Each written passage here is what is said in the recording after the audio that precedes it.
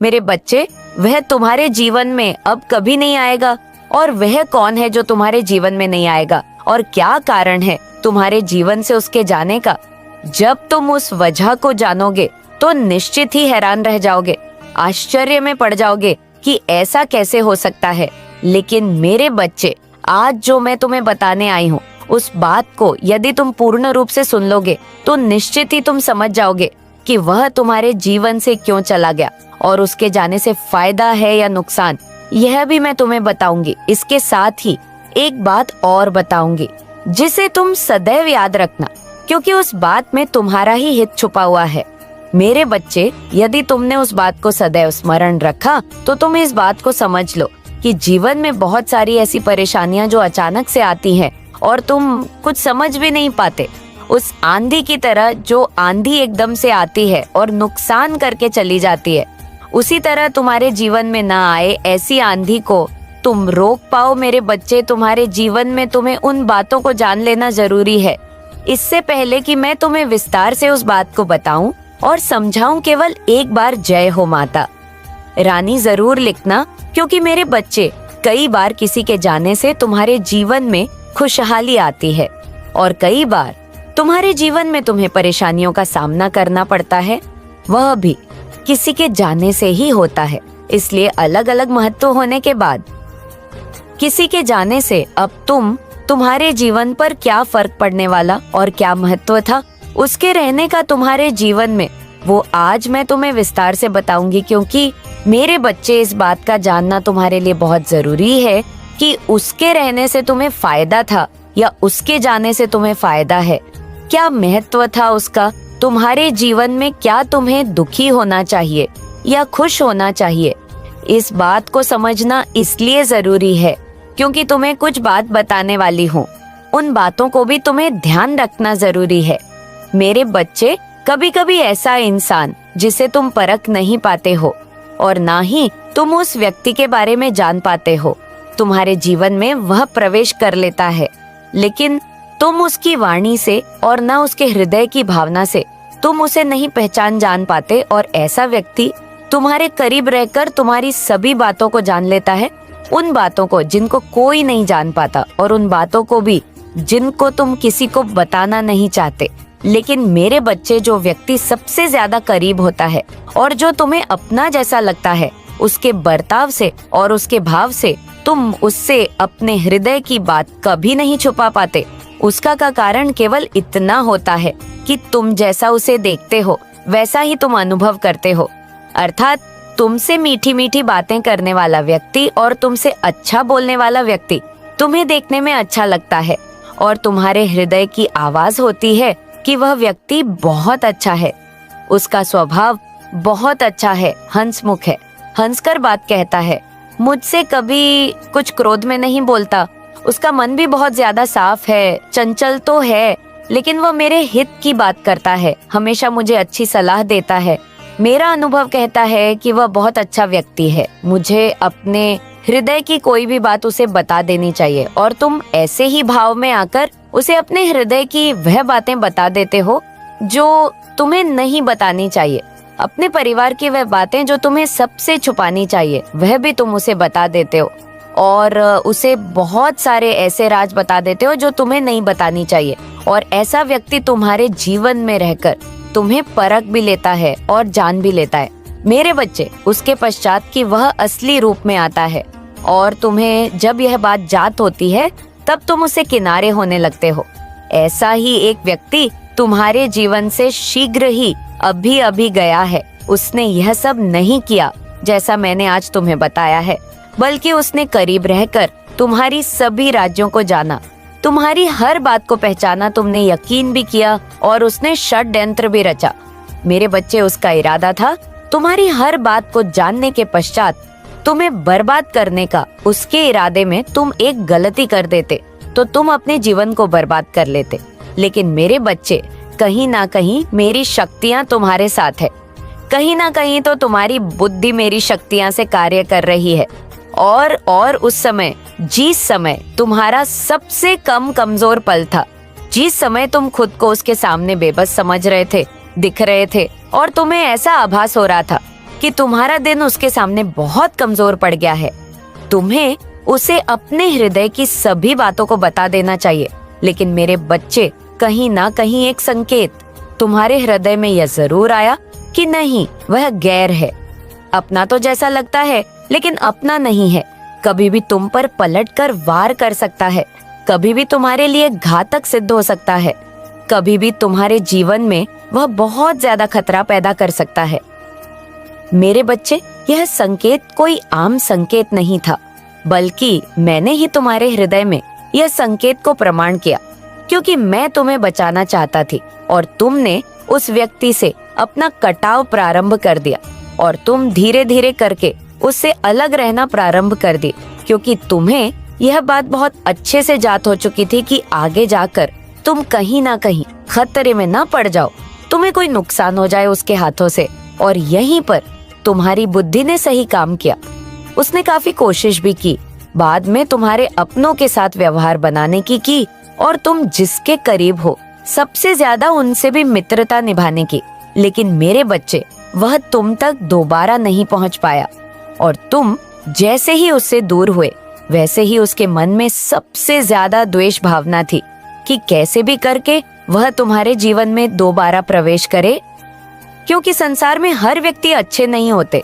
5 उंगलियां एक हाथ में होती तो है, लेकिन बराबर नहीं होती।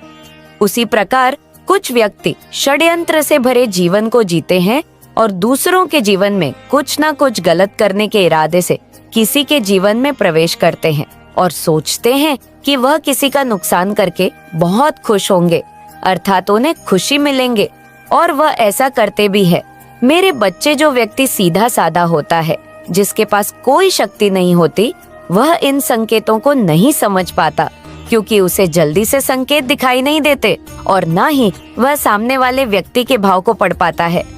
उसके हृदय को यह आभास ही नहीं हो पाता कि वह एक ऐसे दलदल में फंसने जा रहा है जहां से निकलना नामुमकिन है, और सामने वाला व्यक्ति उसके साथ छल कर रहा है, जो कि अपना जैसा दिखता तो है लेकिन अपना है नहीं।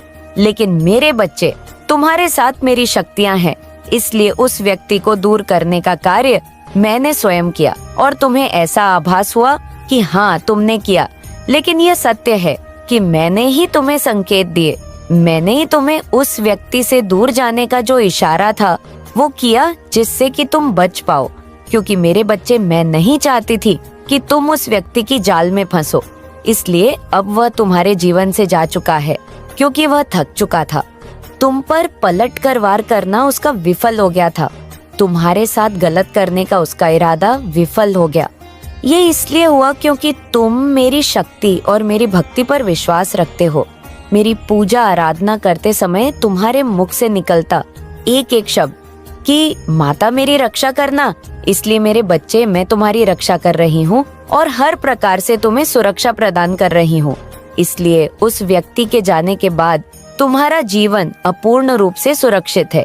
मेरे बच्चे, तुम इस जीवन में एक बात को बहुत अच्छे से समझ लो कि यदि कोई भी ऐसा व्यक्ति अब अपूर्ण तुम्हारे जीवन में आए तो तुम उसे कैसे भागे, कैसे जानोगे कि वह व्यक्ति तुम्हारे जीवन में कुछ गलत करने के इरादे से आया है। तुम्हें उससे नुकसान हो सकता है, उसकी कोई चाल हो सकती है, वह तुम्हारे करीब तो है लेकिन तुम्हारी बर्बादी का कारण भी बन सकता है। मेरे बच्चे, मैं तुम्हें डराना नहीं चाहती, लेकिन यह ना मेरा धर्म है, और यदि तुम समझ गए तो आगे तुम सभी मुश्किलों से केवल बचोगे ही नहीं, हमेशा सुरक्षित रहोगे। ये मेरा तुमसे वादा है और मैं तुम्हें वचन देती हूँ कि मैं तुम्हारी हमेशा रक्षा करती रहूंगी। मेरे बच्चे, इसके साथ साथ जो व्यक्ति बिना मतलब के तुम्हारे घरेलू बातों में अपनी राय दे, जो तुम्हें किसी भी गलती पर क्रोध ना करे या किसी भी ऐसी बात पर जो कि तुम्हारी बात सही ना हो, कुछ ना कहे, केवल हंस से तुमसे प्रेम से बात करे, तो समझ लेना कि वह व्यक्ति सही नहीं है। तुम्हारे जीवन के लिए वह घातक सिद्ध हो सकता है। उसका कारण केवल इतना होता है कि जब तुम्हारी कोई गलती पर वह तुम पर क्रोध ना करे, तो उसका अर्थ यह है कि वह मन में कुछ और रख रहा है। इसलिए मेरे बच्चे, तुमसे इतनी मिठास है जिससे कि तुम्हें किसी भी बात का बुरा ना लगे और तुम उसे अपना समझो, क्योंकि जब तक तुम उसे अपना नहीं समझोगे तब तक तुम किसी भी ऐसी बात को बताओगे नहीं, क्योंकि तुम उस पर भरोसा नहीं करोगे और ना ही तुम उसे अपना समझोगे। लेकिन मेरे बच्चे, ऐसा व्यक्ति उस मिठाई की तरह होता है जैसे कुछ समय रखने के पश्चात उसमें कुछ न कुछ गम होती है, अर्थात सड़ जाती है, क्योंकि मीठी चीज हमेशा नुकसान करती है। और करेले जैसी कड़वी खाने से तुम्हारी सेहत अच्छी रहती है तो जीभ का कड़वा होना कोई गलत नहीं होता। मुंह पर तुम्हारी गलती बताए वह सच्चा दोस्त है, सच्चा मित्र है। और यदि तुम्हें गलती पर भी कुछ न कहे तो तुम समझ लेना वो केवल अपने स्वार्थ, बस तुमसे मित्रता रख रहा है, लेकिन उसके इरादे बहुत खतरनाक है। वो तुम्हें कुछ ना कुछ, कहीं ना कहीं, कोई ना कोई नुकसान अवश्य पहुंचाएगा। मेरे बच्चे, यदि तुम्हें ऐसा व्यक्ति अपने करीब आता दिखे और तुम्हारे हृदय को ऐसा आभास होने लगे कि ऐसा व्यक्ति तुम्हारे करीब आ रहा है, तो तुम उसे कुछ दूरी बना कर रखना। भले ही मित्रता रखना, लेकिन उसको अपने परिवार की कोई बात, अपनी घरेलू बातों में शामिल मत करना, और ना ही उसे अपने जीवन की कोई ऐसी बात बताना जिससे कि वह व्यक्ति तुम्हारा फायदा उठा सके, क्योंकि जब तक वह पूर्ण रूप से बातों को नहीं जानेगा तब तक तुम्हारे लिए वह खतरा कभी नहीं बन सकता। वह केवल मान्यता मित्रता निभाएगा और फिर तुम्हारे जीवन से साधारण त्याग रहकर चला जाएगा, क्योंकि केवल साधारण रहने वाला व्यक्ति तुम्हें खतरा नहीं पहुंचा सकता। जिससे ज्यादा मित्रता रखोगे, जिसको अपने बारे में पूर्ण रूप से बताओगे, यदि उसके मन में कोई छल नहीं है तो कोई बात नहीं, लेकिन जिसके मन में छल है उससे तुम्हें नुकसान हो सकता है। और तुम भोले भाले सीधे साधे साफ मन से उसे भी साफ मन का समझकर उस पर विश्वास कर लोगे, और इसी विश्वास को वह तोड़कर तुम्हें नुकसान पहुंचा सकता है। मेरे बच्चे, इस बात को हमेशा स्मरण रखना, क्योंकि वह चला तो गया है, लेकिन ऐसे अभी जीवन में और भी मेरे बच्चे, मुझे यकीन है कि तुम मेरे माँ काली चैनल को सब्सक्राइब कर लोगे, क्योंकि इसके जरिए ही तुम मेरा आशीर्वाद प्राप्त कर सकते हो। और अगर नहीं करोगे तो शायद मैं तुम पर कृपा दृष्टि तुम्हारे ऊपर सदा के लिए नहीं रहेगा। इसलिए बिना सोचे मेरे इस चैनल को सब्सक्राइब कर दो। करीब आए तो ऐसे में तुम्हारा बचना बहुत जरूरी हो जाता है। अगर तुम अपने भी के लिए कुछ नहीं करोगे तो निश्चित तुम्हें कुछ ना कुछ नुकसान हो जाएगा, क्योंकि जो नुकसान करना चाहता है वह अवश्य तुम्हारा नुकसान करता है।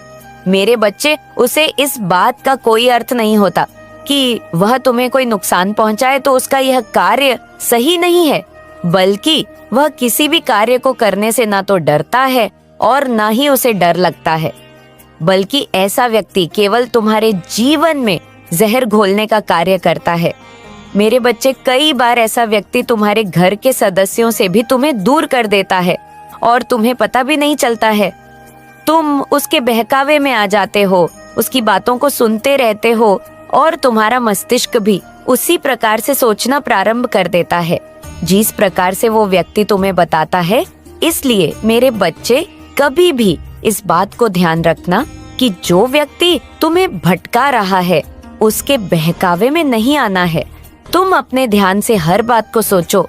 मैंने स्वयं तुम्हें इतनी बुद्धि दी है कि तुम अपनी भलाई को सोच सकते हो, जिसमें तुम्हारा हित छुपा है उसको पहचान सकते हो। उन्हीं कार्यों को करो जिससे तुम्हारा और तुम्हारे परिवार का भला हो और उनका भी हित छुपा है।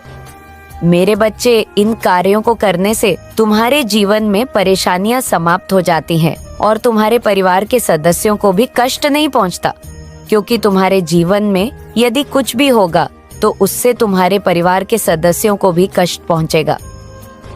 इसके साथ साथ तुम बुद्धि को प्रबल करने वाले कुछ कार्यों को प्रारंभ करो। ध्यान रखो, कार्य को करते समय तुम्हें जरा भी झिझक नहीं है और न अविश्वास रखना है, बल्कि विश्वासपूर्ण कार्य को करना है, जिससे करने से तुम्हारे जीवन में तुम देखोगे कि तुम हर चीज को भांप लोगे, हर चीज के बारे में कहीं तक पता कर पाओगे।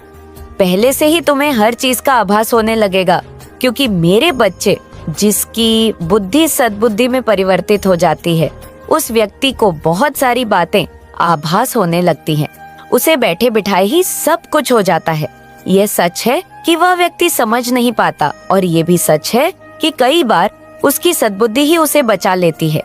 मेरे बच्चे, इसके लिए तुम्हें केवल ज्यादा कुछ नहीं करना है, बल्कि हर बुधवार के दिन तुम एक कार्य करो, थोड़ी सी